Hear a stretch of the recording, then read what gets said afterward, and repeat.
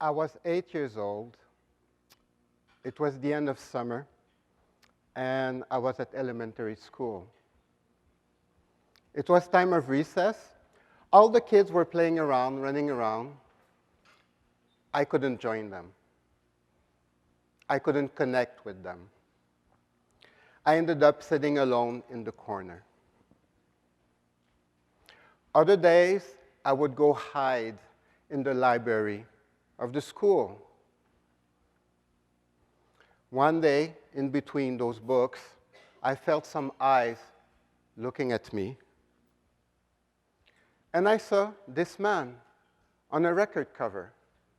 I didn't know who he was, but it was the first time I felt somebody was looking at me with loving eyes. I borrowed the record. I brought it home, set it on the shelf. He brought love into my home. I now had a friend, but he couldn't listen to me. And as I grew older, I needed to express the solitude and the pain I was feeling. So I started to write. And for the next 40 years, I wrote. I started to smoke, smoking cigarettes. I wrote in cafes till 3, 4 o'clock in the morning. I felt safe in the anonymity of the crowd. I could be myself, alone, but together with people. Maybe that's why after 40 years of writing, the memories came back. At the age of 4, a teenage girl who was living in our home sexually abused me. My mother caught her while she was masturbating me. My mother freaked out. She slapped her. She screamed. She took me and put me alone in my bedroom. I cried in the darkness. No one was there for me. I knew then that it was my fault. I knew that I was a monster. And I knew that I deserved to be abandoned. This is how my life went on. A few years later, at the age of 8, I was sent. I was a Boy Scout.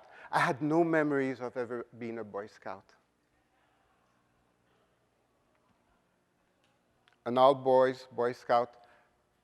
And there again, the monitors abused all the boys. He put a knife to my throat.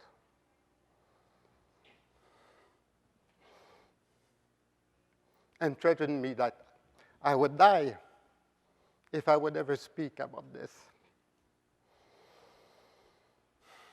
So I grew up disconnected. That's the only way I could survive. I forgot all memories of this.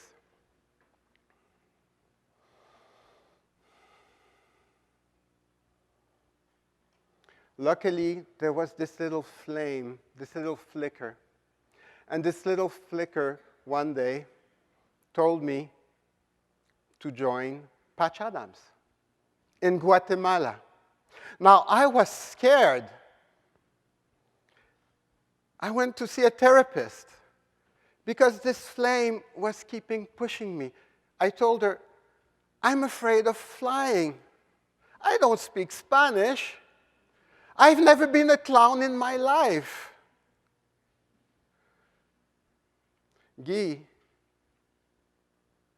what do you want to do? Nobody ever asked me what I wanted to do. From inside came a small connection. I want to go. And I did. Thank you. I was scared.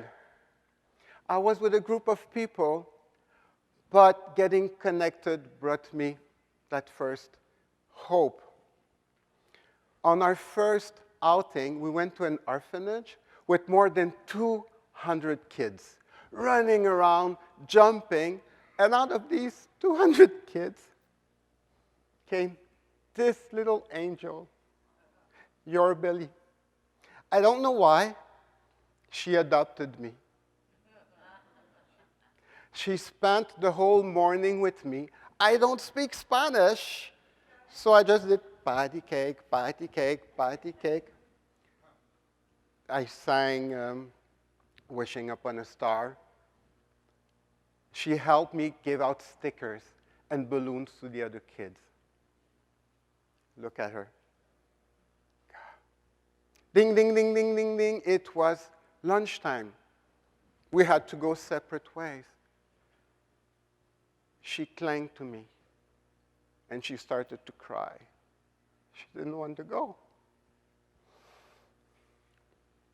So I took her in my arms, and I just gently rocked her. One of the assistants came and explained that we were just going for lunch and we would be coming back afterwards.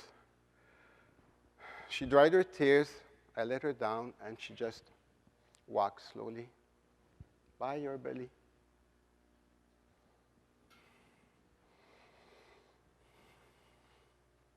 When she was in the building, my heart broke. I knew that at the end of the day, I would be going back to my group and eventually take a plane and eventually sing Friends and Family. But for her, this was it. That was the end. I felt hopeless. I couldn't breathe anymore. And out of this darkness, this pain, my heart just broke. But as it broke, a light came out. A light of love. A light of compassion. And right at that moment, maybe I can't change her world, but today I will give her all that I have. When I came back home from that mission, I knew I had found my purpose in life. Maybe I can change the world, but as long as I'm living, I'm going to give it everything I have.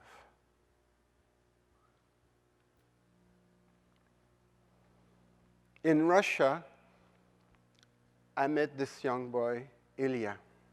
It was in the psychiatric ward of the hospital. We were like 5, 6 clowns in the room, playing games, singing.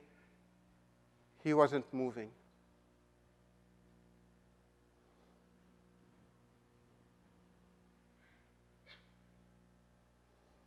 The clowns left. I couldn't leave him. I saw in Ilya that I was abandoned. I was not going to abandon him.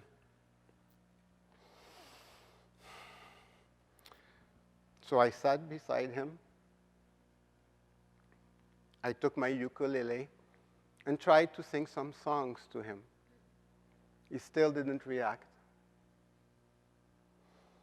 Then from deep inside, this idea came, give it to him. Give it the ukulele. So I've actually just laid it just in front of him, and just one little chord at a time. Ting, tung. And for half an hour, he just played and played and played. He had just reached out. He was now together with us.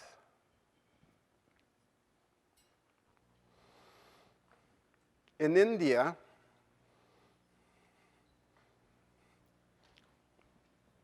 the homeless are just everywhere in the street. And there's something I had never encountered before, which was leprosy.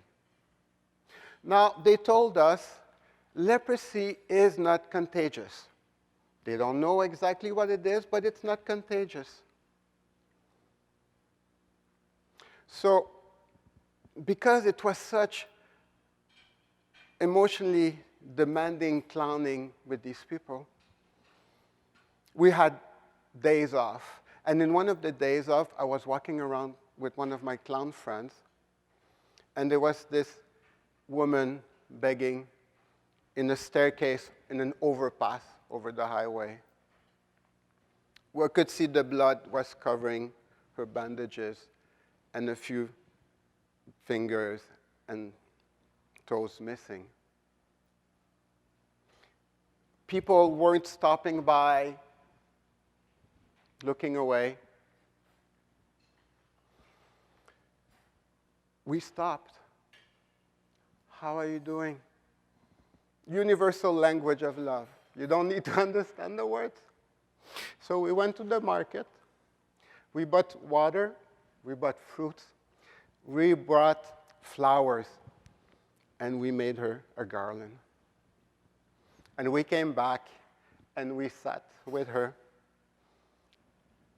started to hug her. Clowning had opened my heart that its humor was a piece of it, but to be a loving soul, to listen, to love, and to share. We can all share our love. We can all share and listen.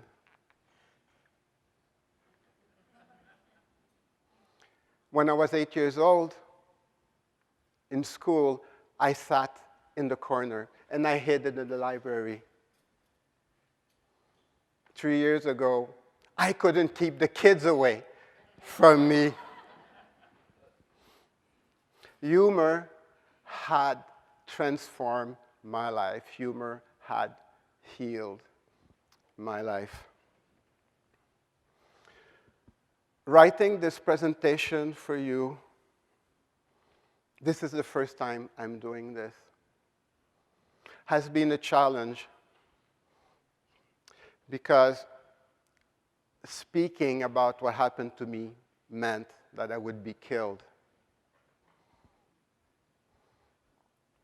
I know nobody here is going to kill me, but my feelings, that's something else. Making a conference like this means I don't deserve to be loved. I only deserve to be abandoned. But you're still here, so I thank you for that.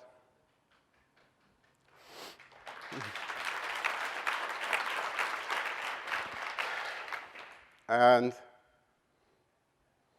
I was afraid you would know that I was a monster because I was guilty. But actually writing this conference on April 1st, I actually met my monster. I sat down with him. I listened. I gave him love. And we shared our stories. And I finally understood that there are no monsters. There are some monstrous actions. I never was a monster. I never committed monstrous action. I was not responsible or guilty. This is the power of humor. This is the power of listening, of loving, and sharing. This is my story. Just imagine you are healers. We are all healers in this room. We have one purpose in life, is to help others. I'm blessed to be with all of you. Just imagine what you could accomplish if you would listen maybe something differently, love something differently, and share maybe something differently. It transformed my life. I know that if you do, it will transform your life. And you will all become messengers of love also. Thank you.